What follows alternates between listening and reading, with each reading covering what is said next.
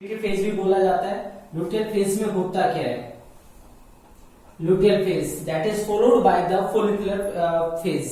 Follicular phase के बाद luteal phase आती है। लुटियल फेज में जैसी जो ओवुलेशन फेज होती है, ओवुलेटरी फेज होती है, उसमें ग्रेफिन फॉलिकल से जैसी ओवम रिलीज होता है, बचा हुआ ग्रेफिन फॉलिकल का जो पार्ट है वो अपने आप को कॉर्पस लुटियम के अंदर चेंज कर लेता है। So luteal phase that is followed by follicular phase, that is followed by it follow follicular phase। ये खुद follicular phase को फॉलो करती है, यानी कि उसके बाद ये स्टार्ट होती है। ये स्टार्ट होती है 15th डे से लेके 28 या 29th डे तक ये एग्जिस्ट करती है। यानी कि जो लुटियल फेज है उसका टाइम पीरियड 15th से स्टार्ट होके 28 या 29th डे तक चलता है। अब लुटियल फेज के अंदर यूट्रस में, ओवरी में और हार्मोन्स के लेवल में क्या चेंज आता है? First of all ovary, then uterus, then ovarian hormones,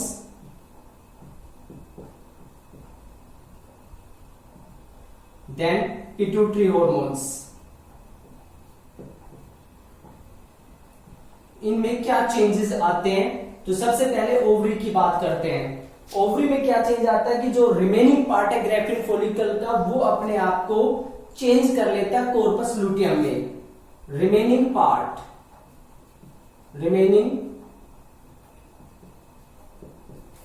part of Graafian follicle changes into corpus luteum. ये अपने आप को कॉर्पस लुटियम के अंदर चेंज कर लेता है। कॉर्पस लुटियम यहाँ पे स्ट्रक्चर तैयार हो जाता है।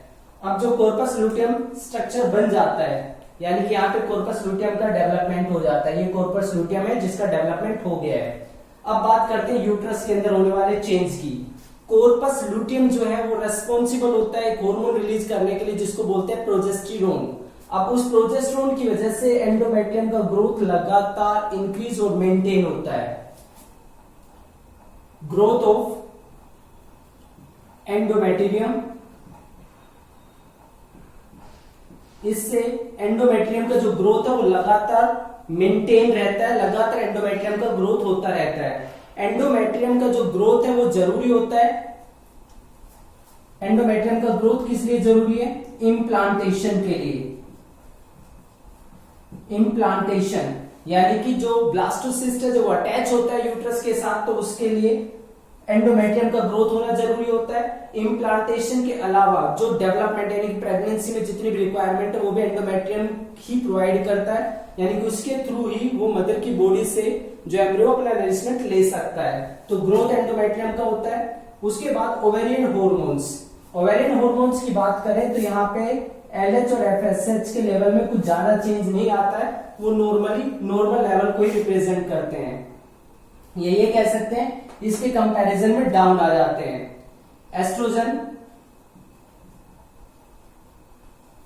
एस्ट्रोजन की जो वैल्यू होती है वो डाउन होती चली जाती है। और जो प्रोजेस्टेरोन है, या ये कह सकते हैं एस्ट्रोजन नॉर्मल रहता है और प्रोजेस्टेरोन का जो अमाउंट है वो बढ़ता जाता है।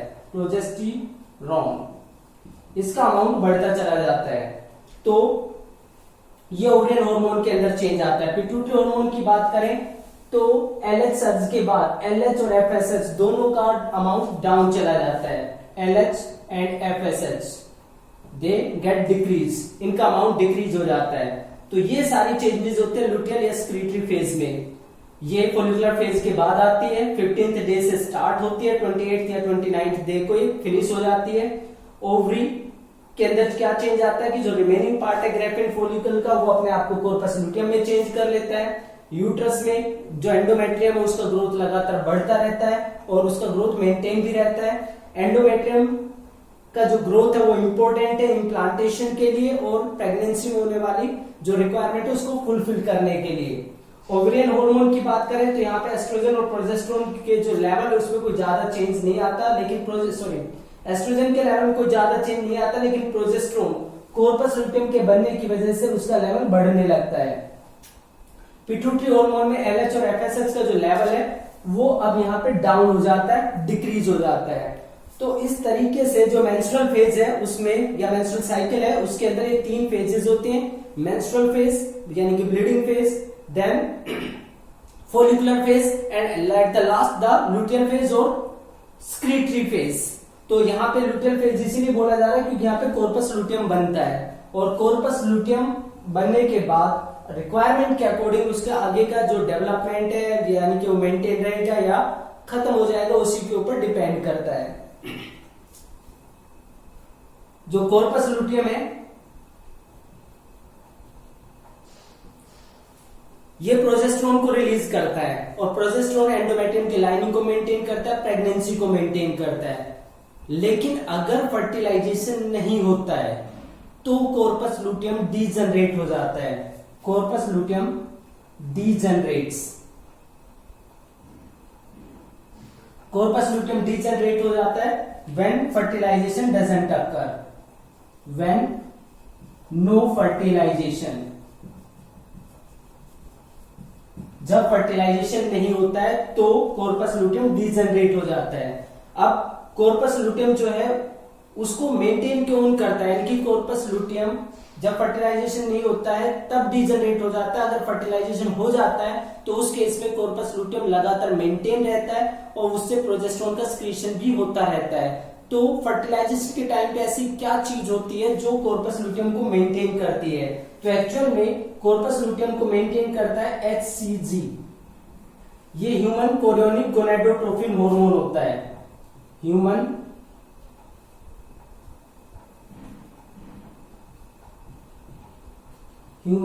Chorionic gonadotropin hormone.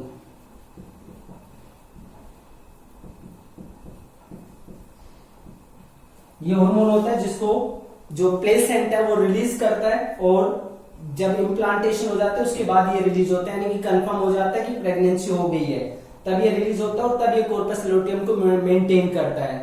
तो इस तरीके से जो कॉर्पस लुटियम है अगर फर्टिलाइजेशन नहीं हुआ है तो ये डीजनरेट हो जाती है और अगर फर्टिलाइजेशन हो जाता है तो उस केस में कॉर्पस लुटियम का डीजनरेशन नहीं होता है। जब कॉर्पस लुटियम डीजनरेट होती है तो कॉर्पस लुटियम लगातार कॉर्पस एल्बिकन्स एक व्हाइट स्ट्रक्चर बनता है, उसके बाद ये पूरी तरीके से खत्म हो जाती है।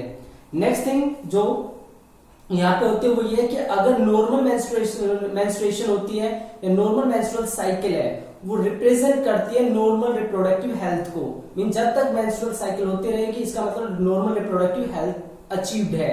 इसके साथ में जैसे ही मेंस्ट्रुअल साइकिल स्टॉप हो जाती है, जैसे ह्यूमन फीमेल के अंदर around the age of 50 menstrual cycle stop हो जाती है और उसको बोलते हैं मीनोपॉज, मीनोपॉज,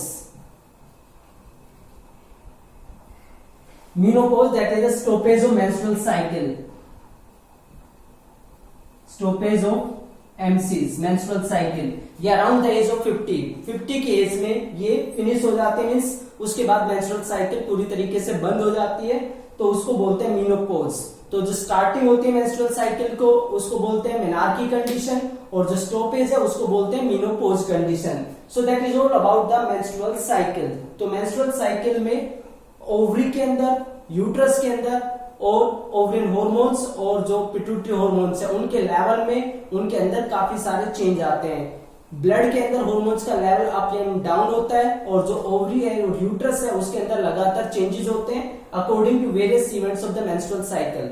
इसके अलावा जब प्रेगनेंसी मेंटेन हो जाती है तो प्रेगनेंसी के बाद मेंस्ट्रुअल साइकिल की जितनी भी इवेंट्स है वो कोई भी इवेंट नहीं होती है, all events of menstrual cycle get stopped after pregnancy. Pregnancy के बाद सारी की सारी इवेंट्स रुक जाती है, ना कोई प्राइमरी फॉलिकल से ग्रेफिन फॉलिकल बनती है, ना ओवुलेशन होता है, ना यूट्रस की जो एंडोमेट्रियम वो रप्चर होती है बल्कि वो एज इट इज मेंटेन्ड रहती है और जो पिट्यूटरी ग्लैंड है उससे एलएच और एफएसएच का सिक्रीशन बंद हो जाता है क्योंकि एलएच की वजह से ओवुलेशन होता है, एफएसएच की वजजह से ओवरिन फॉलिकल मैच्योर होते हैं, तो इन चीजों की जरूरत नहीं, इसलिए वो रोक दिया जाता है और उनके रुकने की वजह से जो एस्ट्रोजन का लेवल है वो भी अब जो प्लेसेंटा है वहां से वो रिलीज होना स्टार्ट हो जाता है, वो उसको मेंटेन करते हैं। प्रोजेस्टेरोन कॉर्पस लुटियम और प्लेसेंटा दोनों रिलीज करते हैं और ओवरऑल लगातार जो नॉर्मल रिप्रोडक्टिव हेल्थ है उसको ये मेंटेन करते हैं. So that is all about the menstrual cycle.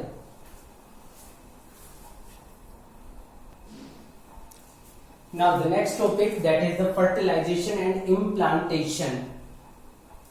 जो फर्टिलाइजेशन प्रोसेस है, जो सेकंड स्टेप होता है सेक्सुअल रिप्रोडक्शन में, मेल और फीमेल गैमेट्स के अप्रोच करने के बाद फर्टिलाइजेशन होता है जिसमें जाइगोट फॉर्मेशन होती है. तो जाइगोट फॉर्मेशन यहां पे कैसे होती है? फर्टिलाइजेशन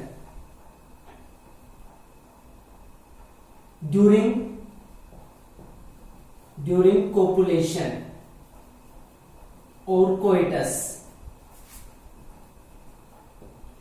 ड्यूरिंग कोपुलेशन और कोइटस मीन्स कोपुलेशन या कोइटस, जब सेक्सुअल इंटरकोर्स होता है तो उस टाइम पे जो मेल है वो अपने पीनस के थ्रू सीमेन को फीमेल के जेनाइटल ट्रैक्ट में ट्रांसफर कर देता है, जिसको हम बोलते हैं insemination.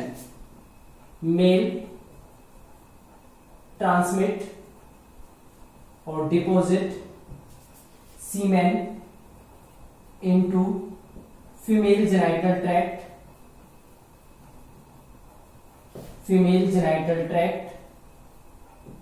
by the help of penis.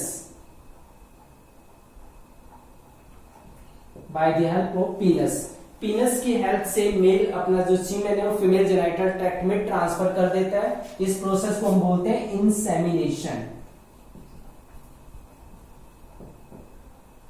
अब फीमेल जेनाइटल ट्रैक्ट में जब सीमेन डिपॉजिट कर दिया जाता है तो फीमेल जेनाइटल ट्रैक्ट में वेजाइना के अंदर जनरली सीमेन को रिलीज किया जाता है और यहाँ पे जो स्पर्म्स हैं वो एक्टिवली स्विम करना स्टार्ट कर देते हैं और फैलोपियन ट्यूब तक पहुंचते हैं. जो स्पर्म्स हैं स्पर्म्स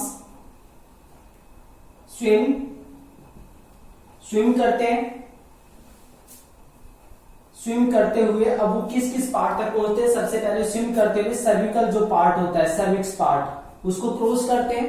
सर्विक्स पार्ट को क्रॉस करने के बाद वो एंटर करते हैं यूट्रस में और यूट्रस से वो पहुंचते हैं फैलोपियन ट्यूब के अंदर. फैलोपियन ट्यूब के अंदर जनरली ये पहुंचते हैं जो एम्पुलरी रीजन होता है. एम्पुलरी रीजन जो वाइड पार्ट होता है फैलोपियन ट्यूब के इन्फंडिबुलम के जस्ट नेक्स्ट जो पार्ट होता है वहां तक जो स्पर्म्स है वो लगातार स्विम करते हुए पहले सर्विक्स को क्रॉस करते हैं, फिर यूट्रस में एंटर करते हैं, यूट्रस से फॉलो करते हुए फैलोपियन ट्यूब में पहुंचते हैं. फैलोपियन ट्यूब में एम्पुलरी रीजन जो वाइड रीजन होता है वहां पे पहुंच जाते हैं. और इसमें जैसे एक जो इजैकुलेशन होता है मींस मेल एक बार में 200 से लेकर 300 मिलियन स्पर्म्स रिलीज करता है फीमेल जेनाइटल ट्रैक्ट में. अब इन 20 से 30 करोड़ में से जनरली जो एग है वहां तक पहुंच पाते हैं सिर्फ 100 के करीब स्पर्म्स. तो ये जो पूरी जर्नी होती है वेजाइना से लेके फैलोपियन ट्यूब के एम्पुलरी रीजन तक मोस्ट ऑफ द स्पर्म्स किल हो जाते हैं, डाई हो जाते हैं. कुछ जो एनवायरमेंट है या मींस एसिडिक एनवायरमेंट है उसकी वजह से किल हो जाते हैं. कुछ उनके अंदर एनर्जी कंटेंट है वो खत्म हो जाता है. तो अल्टीमेटली सिर्फ 100 के करीब स्पर्म्स ही ओवम तक पहुंच पाते हैं. तो जो एम्पुलरी रीजन है वहां तक स्पर्म्स स्विम कर जाते हैं.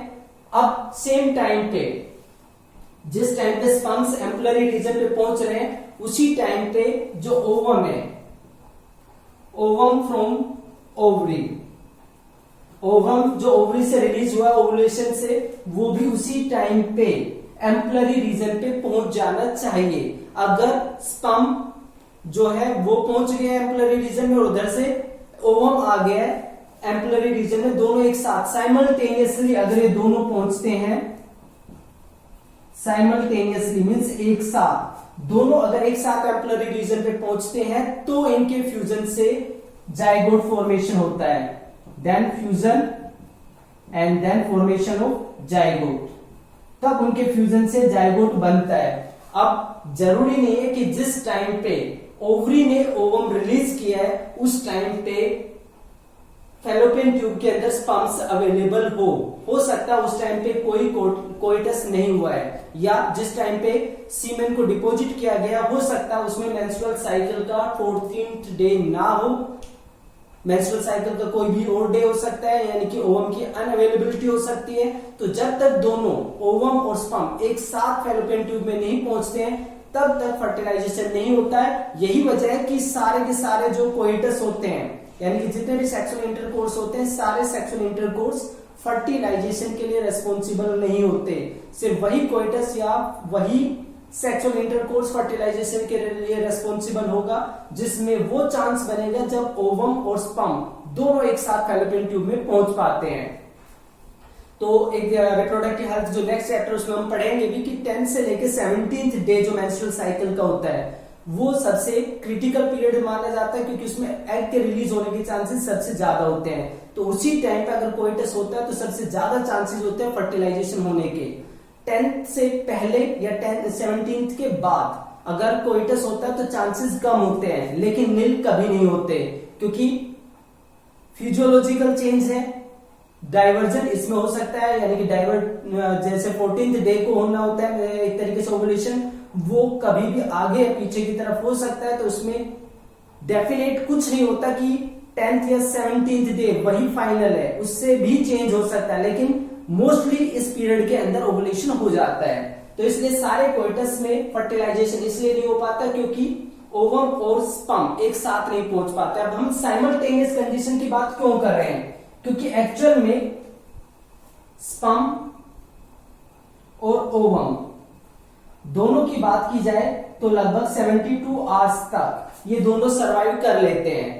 सर्वाइवल वैल्यू इनकी 72 आवर्स तक है, मीन स्पर्म जो है वो फीमेल रिप्रोडक्टिव सिस्टम में या ट्रैक्ट के अंदर 72 आवर्स तक नोटिस किया जा सकता है। ओवम 72 आवर्स तक सरवाइव करता है, लेकिन इसकी जो फर्टिलाइजिंग कैपेसिटी है वो 12 से 24 आवर्स यानी कि 12 से 24 घंटे के अंदर अंदर ये फर्टिलाइजेशन कर सकता है। उसके बाद इसकी वायबिलिटी यानी कि कैपेसिटी जो फर्टिलाइजेशन की वो खत्म हो जाती है।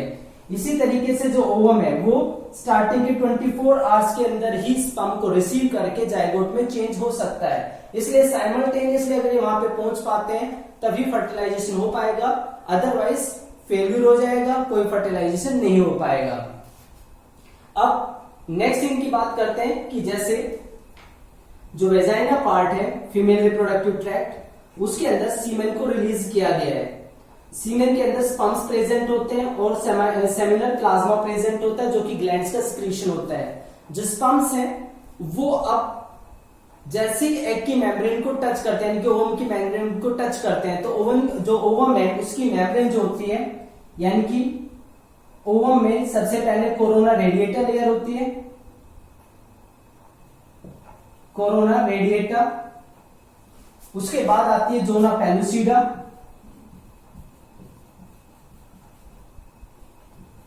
जोना पेलुसिडा के बाद आती है plasma membrane.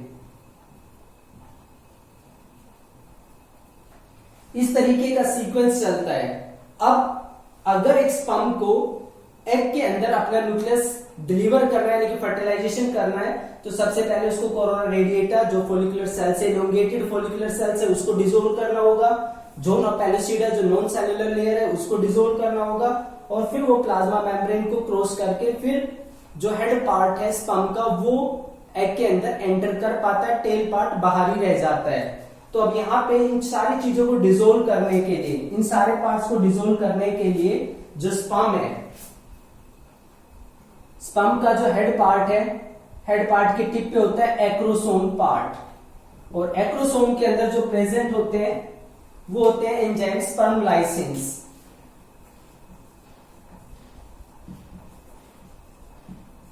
Sperm lysines present होते हैं, यानी कि वो एंजाइम होते हैं जो कोरोना रेडिएटा, जोना पेलुसिडा इनको डिसोल्व कर सकते हैं। तो जो एक्रोसोम है, एक्रोसोम एंजाइम्स को रिलीज करता है जो जोना पेलुसिडा तक के पार्ट को डिसोल्व कर देता है। अब जैसे ही जोना पेलुसिडा को डिसोल्व करके प्लाज्मा मेम्ब्रेन के साथ स्पर्म टच करता है जो ओवम है, जो कि अभी तक सेकेंडरी oocyte जिसको हम बोलते हैं, जिसमें सिर्फ फर्स्ट मेयोटिक डिवीजन कंप्लीट हुआ है। जैसे स्पर्म प्लाज्मा मेम्ब्रेन को टच करता है, प्लाज्मा मेम्ब्रेन की डीपोलराइजेशन हो जाती है, मींस उसके अंदर चेंज आ जाता है, जिससे अब जो सेकेंडरी oocyte है वो अपना सेकेंड मेयोटिक डिवीजन कंप्लीट कर लेते हैं।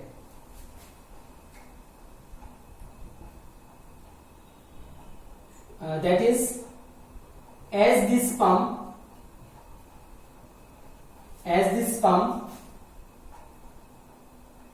टच और come in contact, touch the plasma membrane.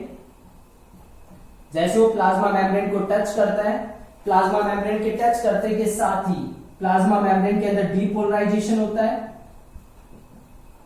Depolarisation का मतलब होता है कि जो प्लाज्मा मेम्ब्रेन है उसके बाहर और अंदर जो आयंस प्रेजेंट होते हैं वो आयंस चेंज हो जाते हैं। जैसे बाहर अगर पॉजिटिव है और अंदर नेगेटिव है तो रिवर्स हो जाएगा, अंदर पॉजिटिव चार्ज चला जाएगा, बाहर नेगेटिव, तो इसको बोलते हैं डीपोलराइजेशन। ये डीपोलराइजेशन क्या करता है कि ये एक स्पम्प के टच करने के बाद बाकी जो स्पम्प्स प्रेजेंट है, 100 स्पम्प्स जो प्रेजेंट है एग के चारों तरफ, अब उनकी एंट्री को रोक दिया जाता है। तो डीपोलराइजेशन एक तरीके से रोकता है पॉलीस्पर्मी को। पॉलीस्पर्मी मीन्स बहुत सारे स्पम्प्स एक साथ एंटर कर सकते हैं। तो जो सबसे पहले जो स्पम्प टच करता है प्लाज्मा मेम्ब्रेन के टच करते के साथ बाकी स्पम्प्स के लिए एंट्री बंद हो जाती है। तो एक स्पम्प ही एक एग के अंदर एंटर कर पाता है और इसकी वजह है प्लाज्मा मेम्ब्रेन का डीपोलराइजेशन होना। जैसे ही प्लाज्मा मेम्ब्रेन में डीपोलराइजेशन होता है, जोना पेलोसिडा के बाहर भी एक चेंज आता है और जो ये पॉलीस्पर्मी है वो पूरी तरीके से ब्लॉक कर दी जाती है। साथ में प्लाज्मा मेम्ब्रेन के जस्ट नीचे, यानी कि अगर हमारे पास मान लो ये एग है तो प्लाज्मा मेम्ब्रेन के जस्ट नीचे यहाँ पे कुछ ग्रेन्यूल्स इकट्ठे हो जाते हैं जिनको कोर्टिकल ग्रेन्यूल्स या वेसिकल्स बोलते हैं। कोर्टिकल ग्रेन्यूल्स ये इकट्ठे हो जाते हैं, ये भी पॉलीस्पर्मी को रोकते हैं और जो स्पर्म हेड है उसको अंदर रिसीव करने में हेल्प करते हैं। तो ये सारे चेंजेस होते हैं जैसे स्पर्म एग को अप्रोच करता है, उसके कांटेक्ट में आता है। अब जो सेकेंडरी oocyte है वो अपना सेकंड मियोटिक डिवीजन कंप्लीट करते हैं और सेकेंडरी oocyte का जब मियोटिक डिवीजन कंप्लीट होता है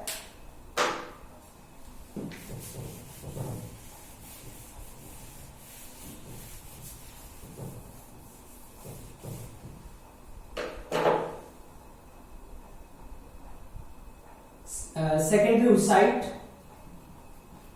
और ovum completes its meiotic division।